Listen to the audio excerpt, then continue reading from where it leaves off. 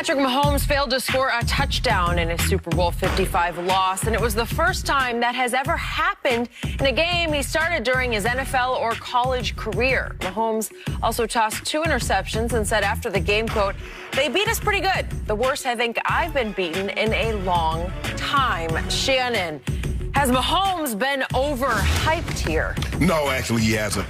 You look at his numbers, Skip, in 3 years as a starter, he's won the Super Bowl. He's been Super Bowl MVP.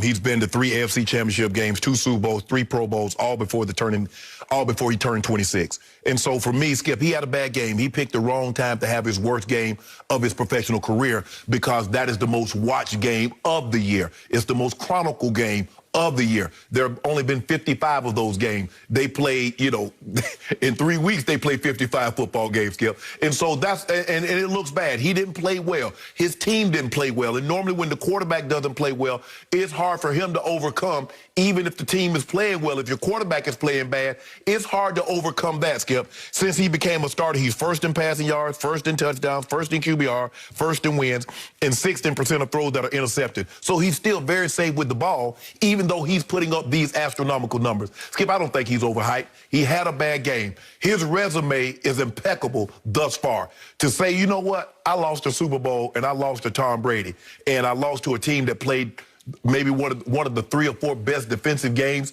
that we've seen in a Super Bowl out of the 55 that's been played, there's no shame in that. Patrick Mahomes is not overhyped. And I'm here to tell you he has been overhyped so far because he has not been able to back up his regular season greatness in his 2 Super Bowl games so far. It's a small body of work, but there are times I actually feel a little sorry for him because the world has wanted him to be something that he can't quite live up to on the biggest stages.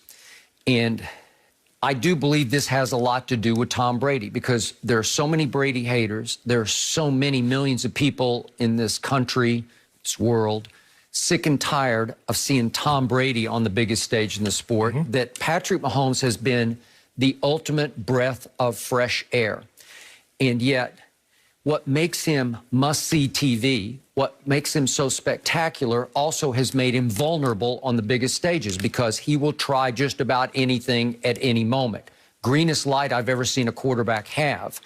And yet he's up against the ultimate brilliant textbook quarterback in Tom Brady, who is the master of precision execution, and Mahomes is the complete, utter flip side. Throw the textbook out the window and let it fly quarterback. And because he is so supremely gifted with his arm talent and his just overall athletic ability, that he can often get away with that and live up to being spectacular. But it reminds me a little bit of the Michael Vick experience in Atlanta when, as Michael will tell you when we have him on the show, it became harder and harder for him to live up to the expectations because the expectations don't always win football games at the highest level.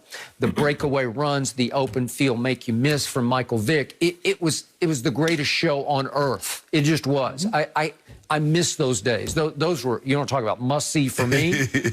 And yet he was doing it a little more with his legs than his arm. He had a huge cannon of an arm. Not always deadly accurate, but still just spectacular to watch him air it out 80 yards in the air. And this kid has all that, and underrated as a scrambler.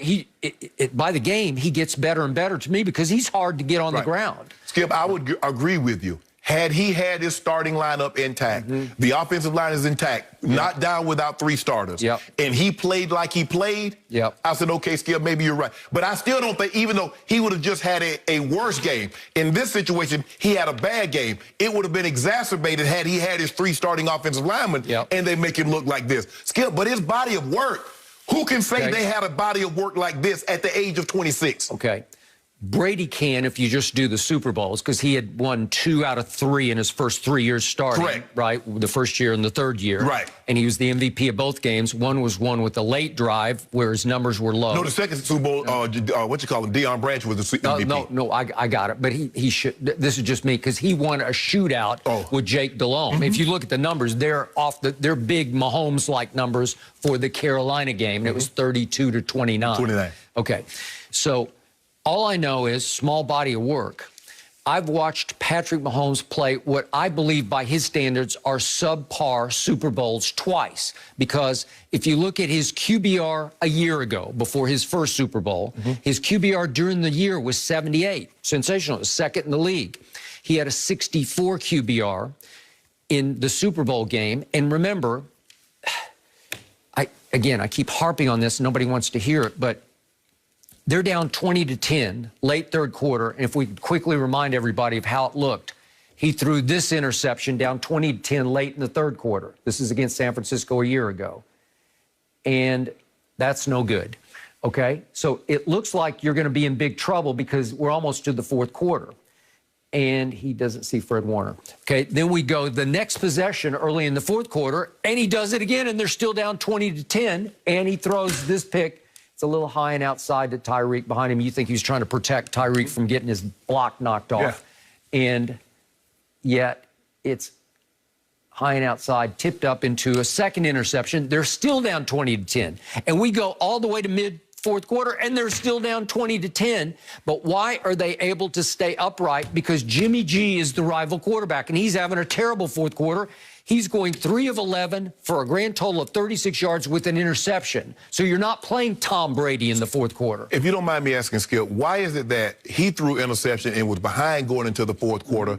He comes behind and wins, and he played bad. Tom Brady did the exact same thing against the Legion of Boom. They won. He did the same thing against Atlanta, was down. They won. Okay. But he played great. Why is it that Tom played great even though he was down and threw interception? One was a pick 6. But Mahomes, he just played bad the whole game. Did Russell Wilson just come apart in the fourth quarter? No, he played great in the fourth quarter, and Tom Brady played great. Matt Ryan came apart. Okay. Matt Ryan came apart. I'll give you that. But Tom Brady was throwing for 246 yards just in the fourth quarter and overtime. That's like a good game for a Super Bowl in the last quarter in the overtime. But Skip, you said he want to shoot out with Jake Delhomme. You make it seem like Jake Delhomme is going to the Hall of Fame. I didn't say that. But is Jimmy Garoppolo going to the Hall of Fame? No, but Jimmy Garoppolo went to the Pro Bowl that year. Okay, and yet remember, it gets to 3rd and 15 at the 35, and this is for the game. This is like sink or swim at this point, because you're still down 20-10. Right. And he's got a rusher right in his face, and to me, he gets away with one here. This is fortunate where he just wings it into the left flat, and Tyreek had to stop and come back and wait for a fair catch. He called a play, Skip. Okay.